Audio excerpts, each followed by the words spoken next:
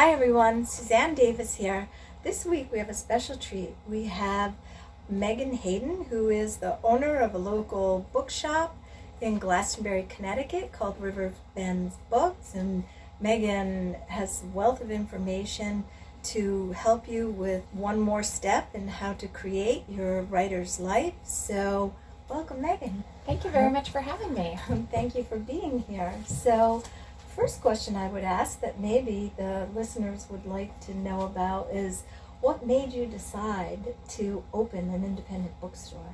Oh, sure. This has really been a labor of love. I had a corporate career for 20 years and was always preparing for a second act. And I knew I wanted to do something that involved books. I've been a lifelong reader. And also would touch on early childhood literacy, which became very important to me after the birth of my son, who's now 8. And I wanted to do something that was very community oriented that he could be a part of. And so the idea for Riverbend came about, and the last couple of years I've been studying up and touring bookstores around the country, trying to get ideas, and now we've been open for 8 months. I love that.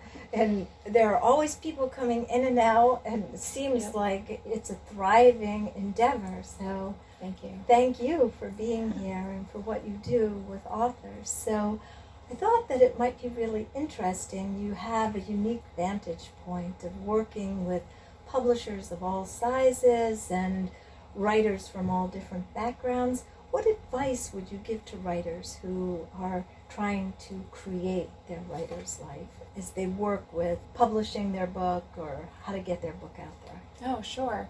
So we've been really fortunate to build a community of local authors very early on. Authors are, of course, readers, so naturally they feel at home in a bookshop, and so we've been able to develop that community. What I have seen for a lot of debut authors or aspiring authors is that they're so focused on the writing of the book that many aren't giving a lot of consideration to how they're going to sell or market that book. And I think there are some lessons to be learned from some of the big publishers that we work with who spend a lot of time and effort trying to make sure that their books stand out from the thousands and thousands that are published every year. So that's where I thought somebody who's getting started or getting close to publishing a draft of their book might think about some of those strategies, like early advocacy, generating early buzz, letting people in on the story and in on the twists and turns ahead of time, so that once the book is out, they've already built a community of supporters and advocates in bookstores.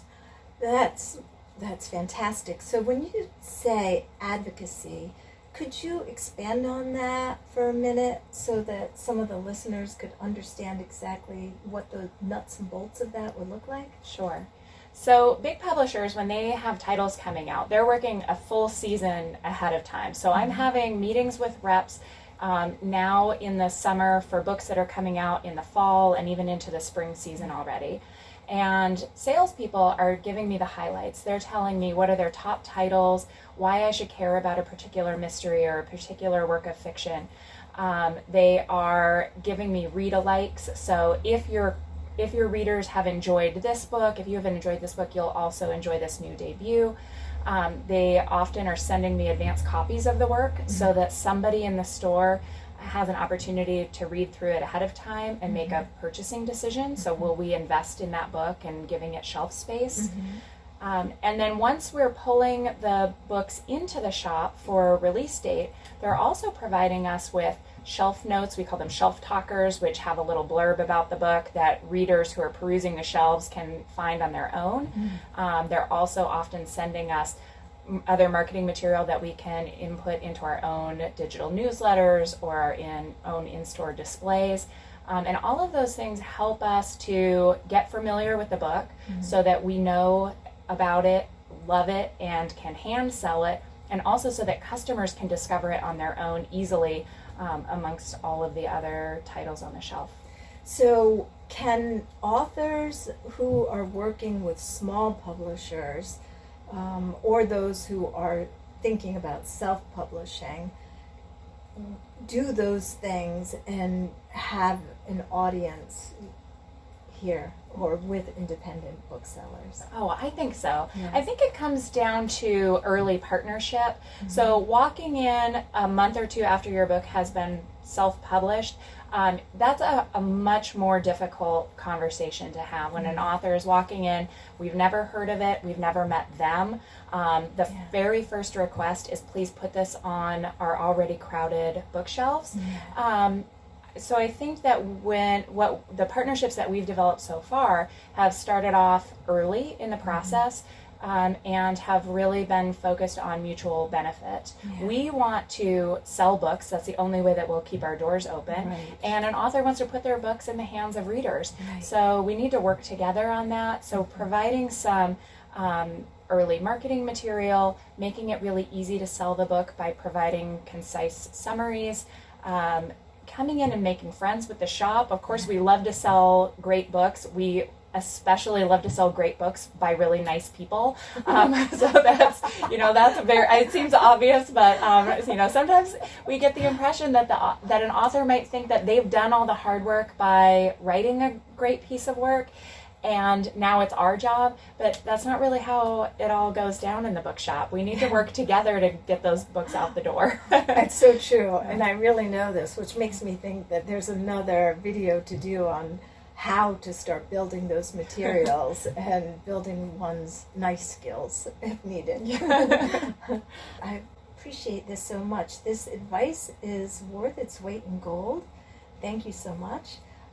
Is there any last thing that you would want to communicate to the writers out there that they should be doing? I wish that every author that walked through the door would come in looking at this as a true partnership, that we have to both be in this together to make it successful, and come prepared to talk about what you have to offer and then what the request might be of your book selling staff. There are lots of creative ways that we can get together, lots of different kinds of arrangements on who provides advertising, who provides reach out, how events might be structured, and really thinking about it's only success if both sides win will lead to effective partnerships and then more book sales. Yeah, that's great advice. Thank you, Meghan. Thank you so much. I really appreciate this. All right, everyone. Well, thank you so much for joining us. Stay tuned for more. Perhaps the next video will be on exactly how to build some of these things that Meghan has shared with us. If you've liked this video, remember to share, subscribe, comment. Love to hear what more you'd like to know so we can make these videos useful. Have a great week. Bye-bye.